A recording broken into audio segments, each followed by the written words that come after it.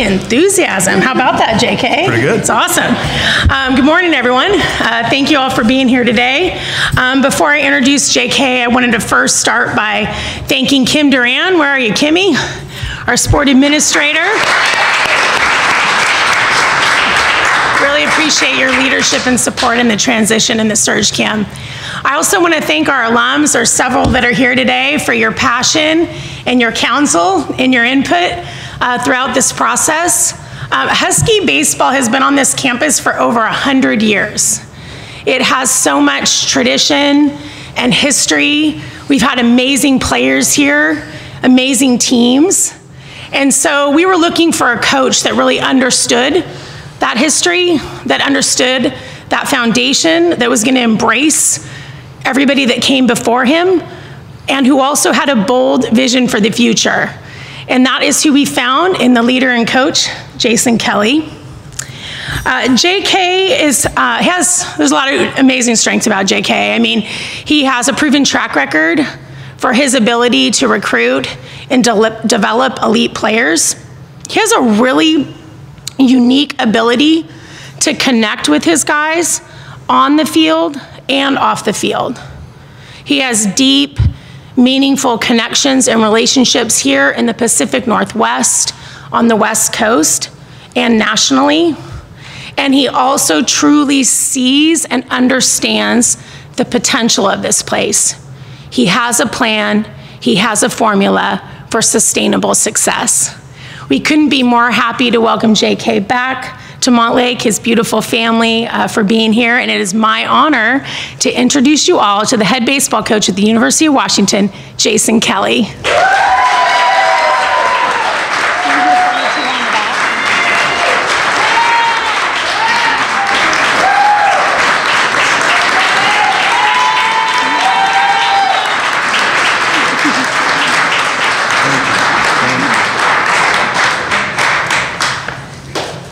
Thank you, guys.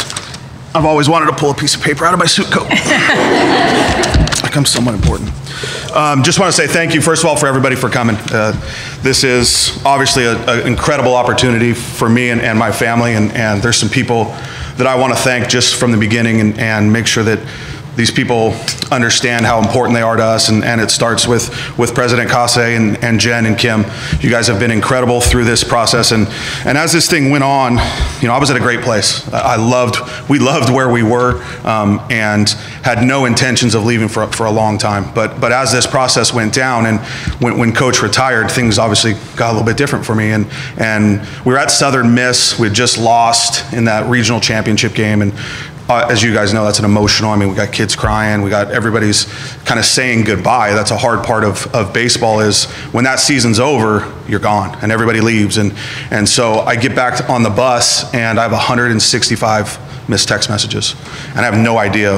I thought I might have picked my nose during the game, or done something on television that made me look ridiculous. But it was obviously Coach Meigs had announced his retirement, and I had text messages from every kind of level in this thing, from ex-players to alumni to family and friends, just about what that possibility could be. And I'll be honest with you, I hadn't thought about it, and was, like I said, was really happy where I was. But as this process grew and Jen reached out, the thing that really drew me here is, obviously I had ties here, but just the leadership and the way that especially Kim and Jen went about this process for me. And with me not being a head coach and not having a head coaching experience, I knew that those were going to be issues for me as I moved forward, and they showed this incredible support and commitment and trust in me, that even though I didn't have that experience, that I was going to be able to handle what was put in front of me. And then from my end, having a little bit of nerves on that process too, is, am I going to be able to handle some of the things? The field, great. The recruiting, fine. Development, all that stuff is great. But was I going to be able to handle some of the other parts that come with being a head coach? And as I sat and thought about it, I just really kind of looked back on their support and how I knew that even though there would be things that I hadn't handled before, I knew that I was going to have people around me that were going to help me handle those things and take care of those things. And that was a huge part of my decision in wanting to come back, was that I knew there were going to be some shortcomings that I hadn't experienced before, but I knew I would have people around me to help get me through that. So I want to say thank you to you guys for obviously the support and the opportunity. It's an opportunity that I'm going to take obviously very seriously. This place is special to me. We've moved a lot. We've been a lot of places, and this is the place that we've kind of always felt as home. And my kids grew up here. When we first came here in 2012, I think they were 5 and 4 years old, and when we left, they were 10 and 11 years old. So the main part of their life was here in Seattle, and so, you know, my home, it was, you know, when you're a baseball coach, you don't have a home. But this is a place that was really special to them. So it was obviously incredibly exciting for that opportunity. And I want to thank my kids, Peyton and Cade. They've been through a bunch with this thing. I mean, I think we've been at 4 places in the last 5 years, and all great places, but they have to handle a lot of the things that, you know, people don't see. New schools, new friends, new doctors, everything is just new for them, and they've handled it incredibly with obviously flying colors. They're incredible kids, and part of the reason why I thought we could take this chance was because I knew they would handle it great. So thank you. You guys are great.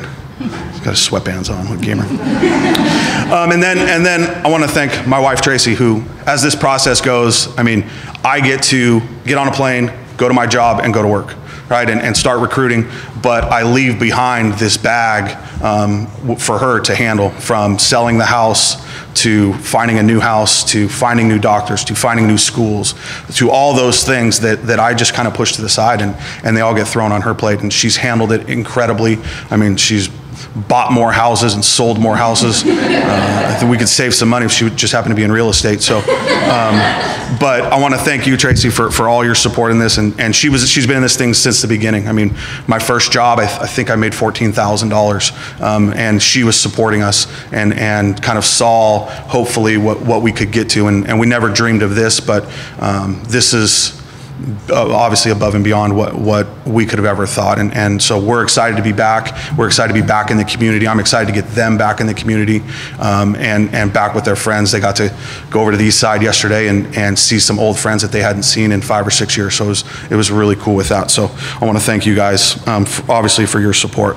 My family, my brother and my sister have been great in this process. My brother's the hitting coordinator for the Chicago Cubs, so he's 3 years younger than me, so we've just been baseball and sports our entire life, and you know, the growing up on the central coast of California with great weather, and we got to play all the time. So he was a huge inspiration to me and a supportive person in my life. And my sister Lindsay, who's my biggest fan, you guys don't follow her on Instagram, but it's ridiculous. Every time I happen to be on television, I get a picture on Instagram for her, so I want to thank her. And then my parents, my mom is an incredible person.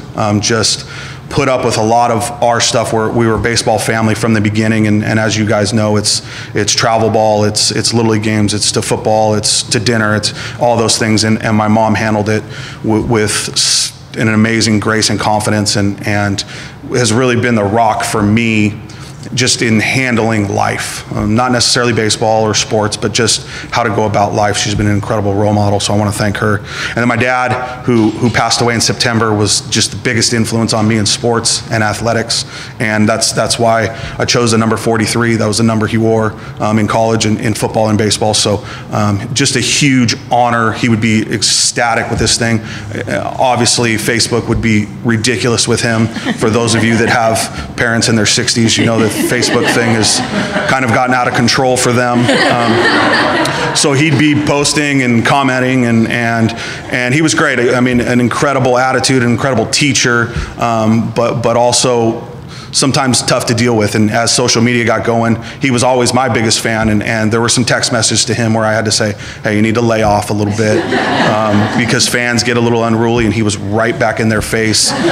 So I want to thank him, and I know he's watching down and would be incredibly proud of this moment for us. And then a bunch of coaches, and I want to just say a quick thank you to the people that have helped get me here in this.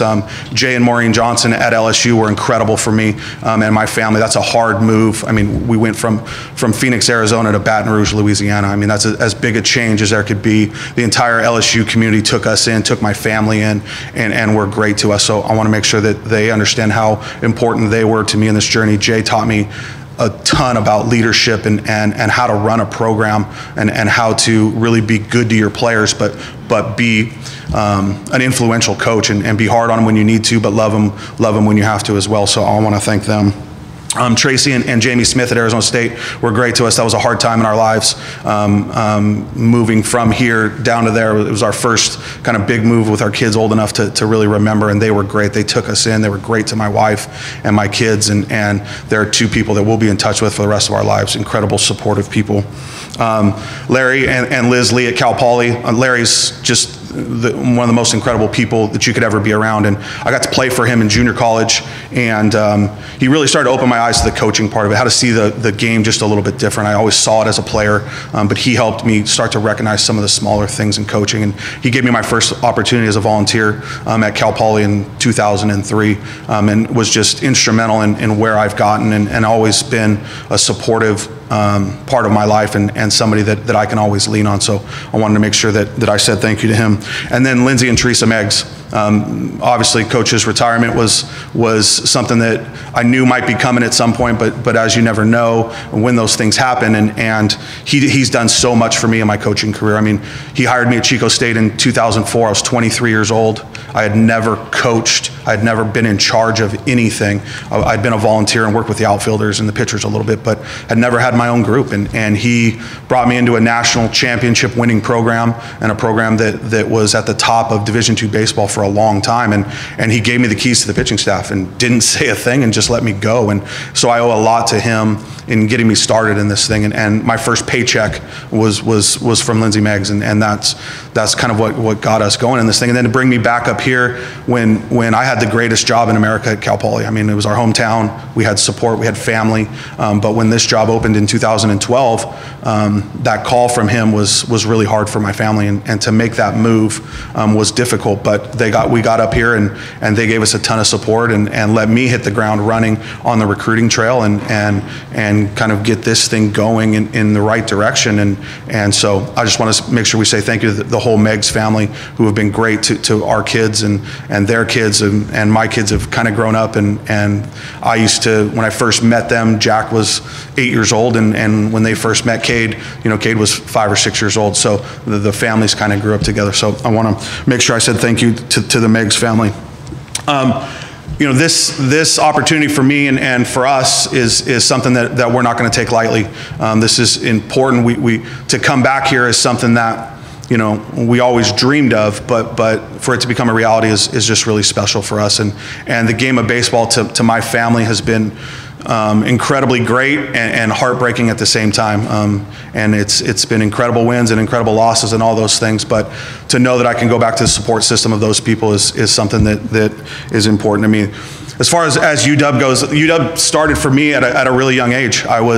I think I was 7, 8 years old, and there was a quarterback at my high school, a left-handed quarterback named Mark Burnell, and they played, that's the high school I ended up going to. They didn't have lights at that time, so they played Saturday 1 o'clock games. So it was an incredible opportunity for my brother and I. They had no security. We got to sit in the corner of the end zone. I mean, we were literally on the field with them at all times. And to watch Mark play through high school and then commit to Washington, and then UW just became a place that every Saturday, that's what we were watching. We wanted to see Mark play, and obviously the success he had here with Rose Bowl wins and the Ring of Honor and all those things. So as a 7, 8-year-old, my brother had a Husky old school parka, and I had a Husky starter jacket, and we had no idea where this place was.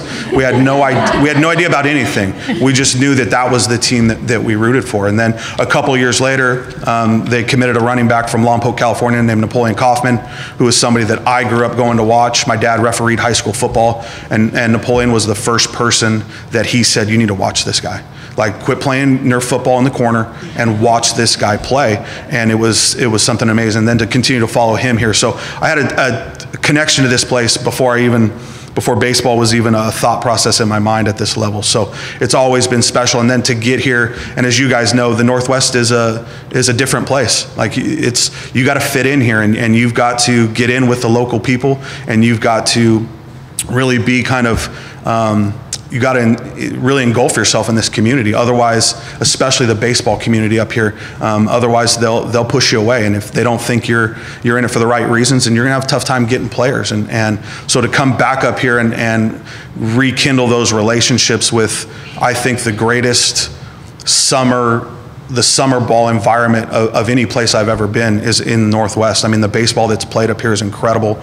There's incredible coaches, incredible high school coaches, summer coaches. So for us to get back in this state again and recruit this state is going to be an important thing for us. And I see some of the alumni here are guys that I'm going to rely on for those names, and those kind of give me that information first because of what you guys want the program to be. So we're excited about that. For us, it's going to start on the recruiting trail. That's our number one priority as we get going, is to continue the momentum on the recruiting trail. And that starts in Seattle, first of all, and it starts in the state of Washington. And we're going to do our best to keep everybody here that wants to be here. And that's a tightrope sometimes, because not everybody wants to stay home, and we understand that, but we want to get the best and we want to keep them here. So for us, that's going to be A1 as we get going, and I want to get done with this thing, take off this tie, and get back to work on that part of it. This is not what I do well. I want to get going on some of the things that I do well. The next phase for us will be development. That's going to go along with the coaching staff, and I'm in the process of doing that right now. Is vetting some people and having conversations about what the coaching staff is going to look like. And one thing I can tell you is it's going to be an incredible group of people that are committed to not only the University of Washington, but to our players' development, both on the field and off the field. And it's going to be a group that when those players walk through the locker room or walk into those doors of the locker room, they're going to be excited to be here because of the people that they're going to be around every day and the people that they're going to get a chance to work with every day. The staff's going to have professional experience, college experience at every level. So for them to walk into this place and feel like, man, I got a chance to really get better today is going to be important in what I want to make sure that everybody feels when they walk in here as a student athlete at UW. So development's going to be important. And then I think with those things, the winning continues and hopefully continues at a really high level. And the expectations here in athletics are always high, and they should be. And we want to continue that. And that starts with getting the right people and developing those people. And that's going to be our ultimate goal. And we think if we can combine those things, that we can put together obviously a really good product on the field.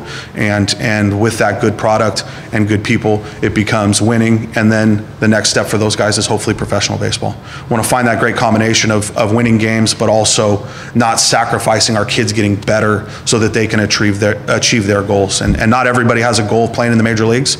Not every player that we bring into UW will have that goal of playing in the major leagues, but some guys may just want to play minor league baseball. Some guys, their goal may be just to put on this uniform, to pitch on Friday nights. And then we'll have other players that just are happy to be here because this was their dream, and all they ever wanted to do was be a Husky. And we want to rekindle kind of those relationships with not only alumni but with the community in general.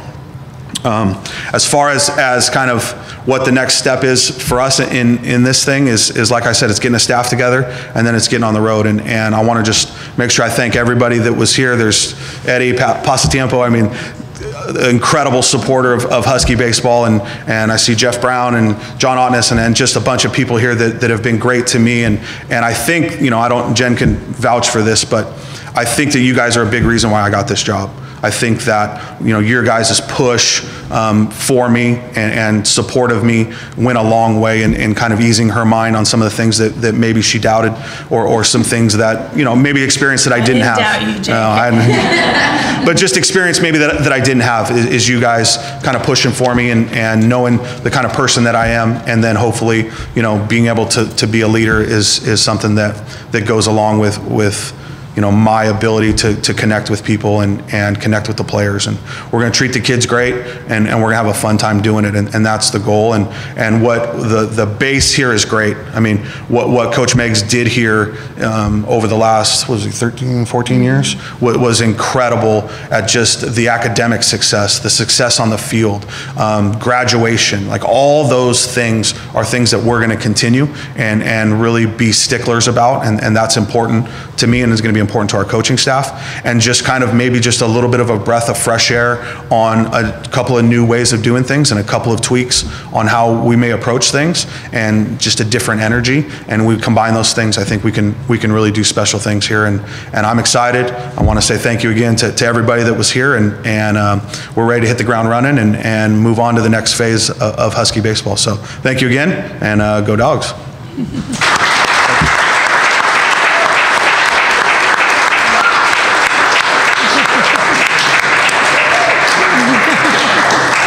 We're going to open it. Yeah, it is on. We're going to open it up to some questions real quick. Sure. Thank you. Larry Stone from the Seattle Times.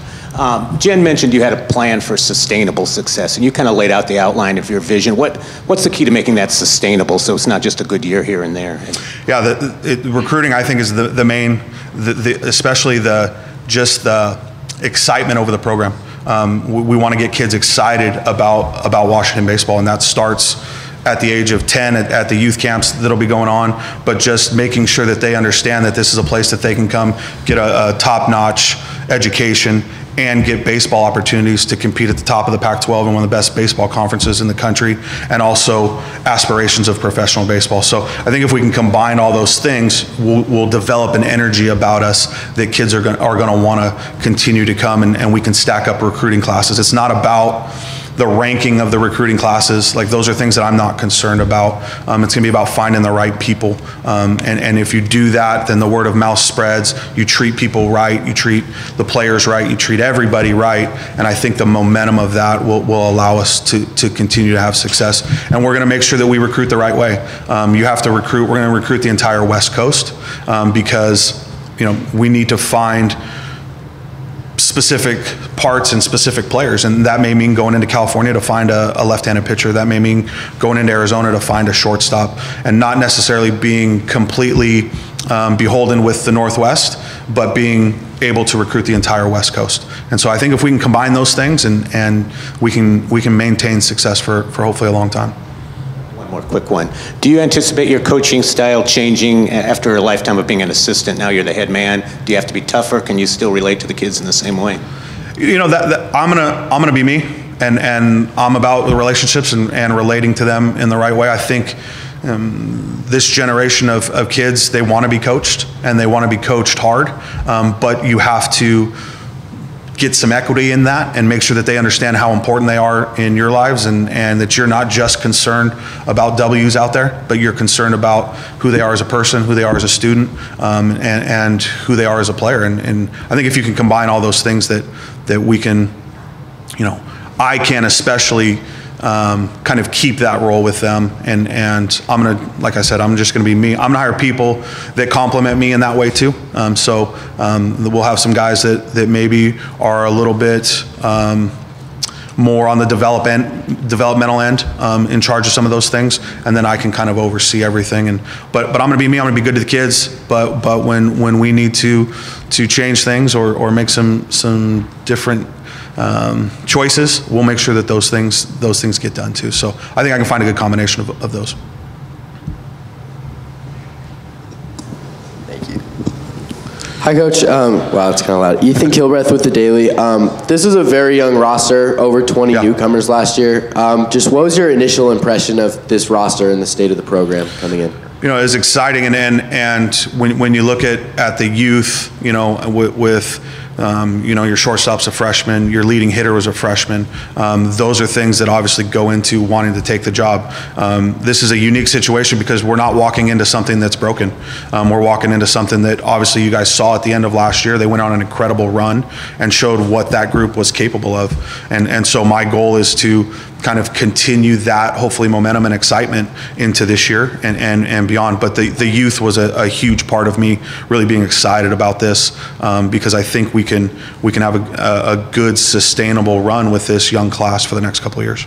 Yeah, and you were here in 2018 during that College World Series run. I know you mentioned recruiting as a blueprint for success, but what do you think the model was in that year specifically for you personally and for the team to reach that height? Well, we had really good players. I mean, really good players, and players that were committed to, you know, that season was interesting because I think at one point we might have been 500, we might have been 16-16 or something, and those guys just took control of this entire building, and they took it in their own hands to kind of change the way that they were going to compete, and so that for me was awesome to see because it wasn't really anything we did as coaches. I mean, we continue to do the same thing, but we had great leadership with Joe Demers and Willie McIver and Levi Jordan and AJ Graffinino. So when you look at those players, you're going to look back at that 18 class when Joe's in the big leagues and Willie's in the big leagues and Levi Jordan's in the big leagues and AJ Graffinino's in the big leagues, and you're going to look back at that and go, yeah, probably not very good coaches, but probably really good players. And lastly, what do you think the ceiling for this program is? Do you think Omaha is an attainable ceiling to reach in years to come? Wouldn't be here if it wasn't. We've proven that we can do it. I've been through that run, and that's one of the hardest things in college athletics to do is to make that run to Omaha. But we wouldn't be here if we didn't think we could do it. And we want kids that want those goals too. And so if we can do that, then I'm not going to sit here and guarantee we're going to go to Omaha every year because that's crazy. But we're going to compete for championships every year. Thank you everyone for coming. Lunch will be served out on the patio, so you guys can all stay and mingle. And thank you again for coming. Did you go for lunch?